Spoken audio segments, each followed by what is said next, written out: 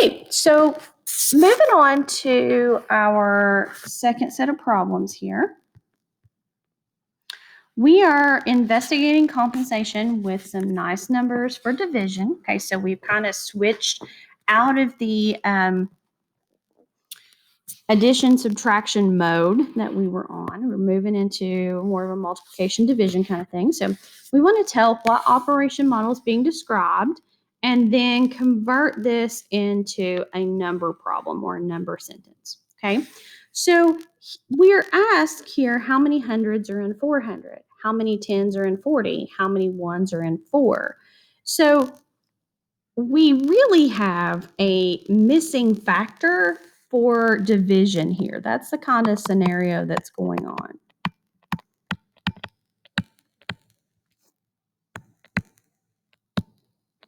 If you remember our problem structures from the other day, then this should make sense. Okay, when we talked about the different kinds of problems we can do. Okay, so now we want to convert this into a number problem. First of all, how do I know this is missing factor? Basically, what we're asking is this: how many times 100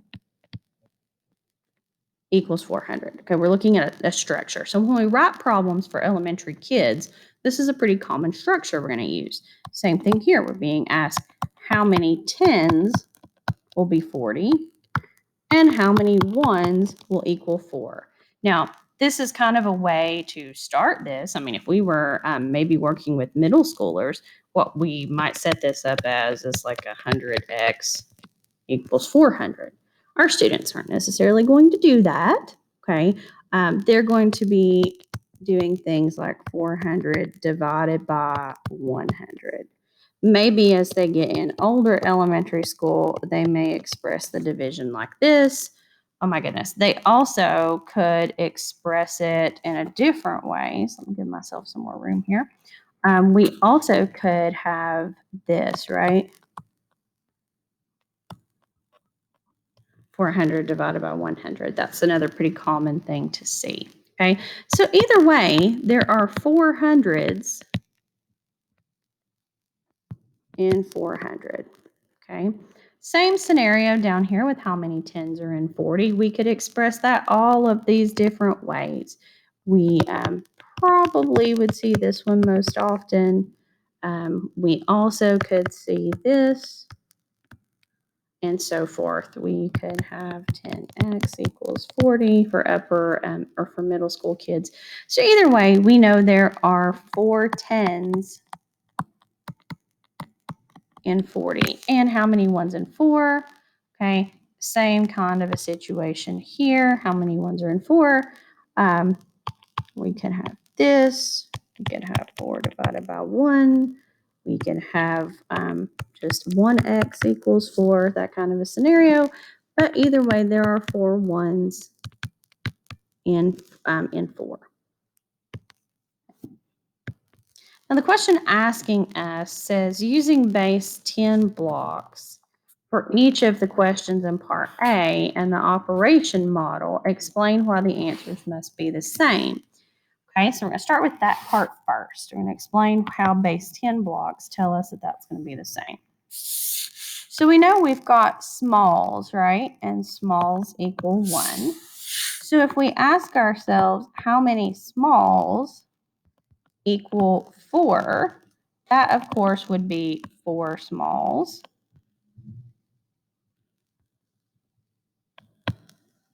Which, as we know, is 4 ones. Okay, now before we get much further into this, I always get the question comes up with this, that why even the quantities are different are the answers the same? We're still counting things here, okay? We're just counting quantities of different values. It would be like asking how many dimes are in a dollar, how many dollars are in a 10, how many tens are in 100. Even though the actual count would be the same, the worth of what we're counting changes. Okay, so that's our ones scenario. Let's move up to our tens. Okay, now you guys know that a long in base 10 blocks, that it's worth 10. So what we're asking ourselves is how many longs are in 40, okay? So when we calculate that out, or we try to represent it with manipulatives, which is the best way here, we're going to get 4 longs. And we have the same answer, okay? Same thing with the hundreds, okay? That would come next. So we know in base 10 blocks, we have a flat, and that equals 100. And we want to know how many flats, that's the big block, this shouldn't look like a small, is in 400. We would have those 4 flats. That would be equal to 400. Okay, so we still have the same number of each one of these blocks. What is different about this is each one of these has a different worth. Okay, now why does this demonstrate that we can cancel the zeros in a problem like this? Okay, when we are thinking about these powers of 10, okay, it essentially becomes irrelevant as according to the worth necessarily. Okay, now I'm not going to say well, the worth doesn't matter in the blocks. It definitely does.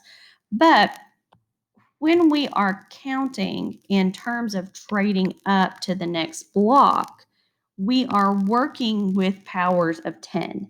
Okay, and those powers of 10 allow us to cancel those out. Now, let's look at why that works.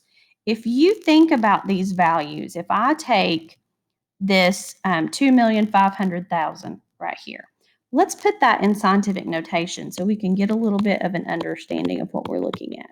If you don't know what scientific notation is or you don't remember, it's when we are going to take a really big or a really small number and we're going to make it look more normal by adjusting powers of 10. Okay, so this would be the same as 2.5 times 10 to the 1, 2, 3, 4, 5, 6 times 10 to the 6th. Okay, now you guys know 10 to the 6th, what does that mean? That would be like 10 times 10 times 10 times 10 and so on until we had 6 of them. Okay, and we would be dividing that by 5 times 10 to the 1, 2, 3. Okay, now if you remember in our equivalent fractions lesson, we talked about how we can simplify fractions, okay, by removing common factors. In this case, if you look at your numerator and your denominator, what's in common here? 3 factors of 10 are in common. So what we really end up doing is this division instead. And that's what it means by canceling out the zeros, okay?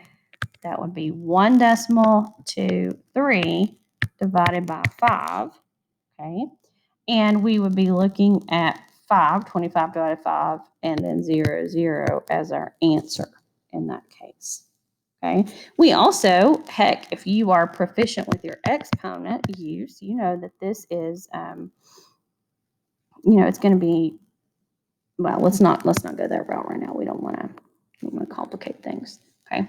So by canceling out those factors of 10, we have essentially simplified a fraction here. We've taken a division problem and come up with a simpler answer. Now, if you're kind of struggling with why that works, I want you to think about it like this.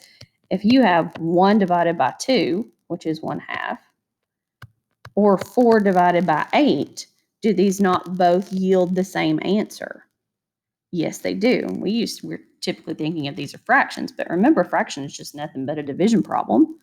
We have 1 divided by 2, okay, or we have essentially, we have 2 parts for a whole, and we're only representing 1 piece of that, okay?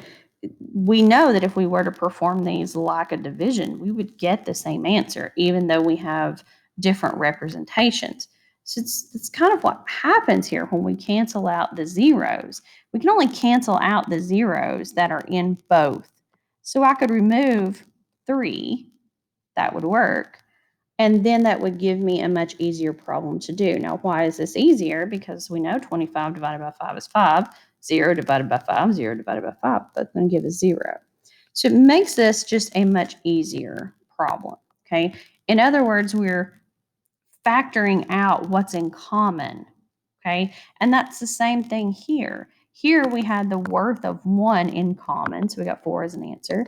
Here we had the value of 10 in common, the value of 100 in common. Whoops, I don't want to do that. Okay, so that's what makes these similar scenarios.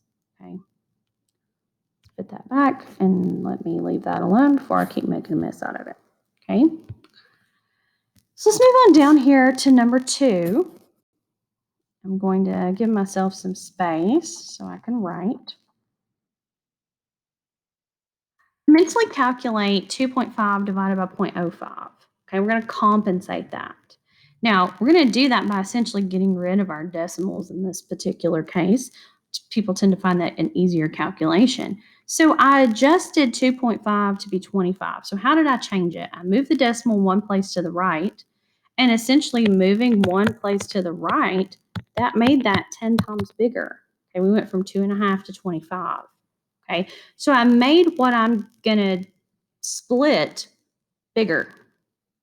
Okay, so in order for me to get the same number of pieces, I've got to change the size of the pieces I'm going to be splitting it into, okay, by the same amount that I increased the size of what I was splitting into pieces, okay? So let's say this. If I had a really big cookie and I split it into a certain number of parts, I would get parts that were all a certain size. But if I made the cookie bigger, I would have to make the partitions bigger in order for the number of partitions to be the same.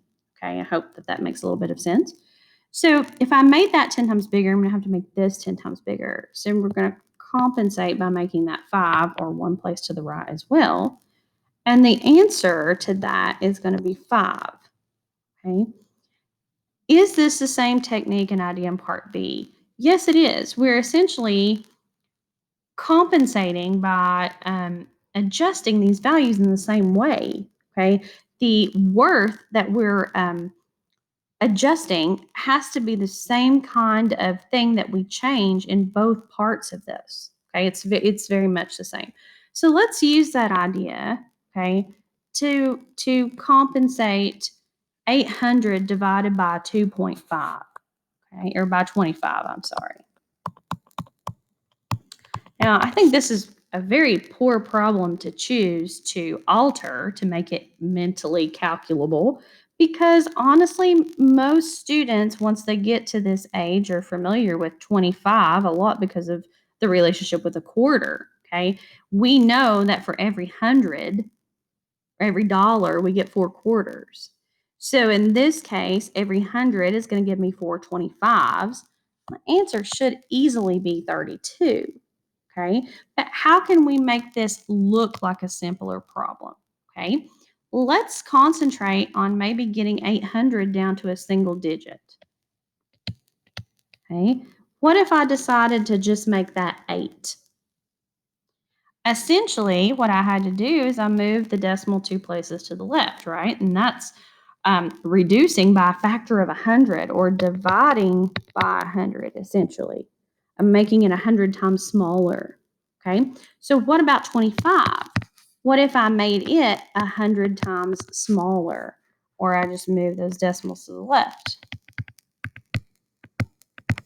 Okay, I also here made this 100 times smaller. Had to compensate and keep it the same. Okay, now how is this easier? It's still sort of the same kind of a concept. You can ask students, if I have $8, how many quarters will I get? Every dollar gives me 4 quarters. I still come out with the same answer of 32. Okay, the adjustments I'm making, in essence, have to be made to both of these to keep the ratio the same. Okay, so I'm going to go ahead and stop there, and then I will pick up with number 3 in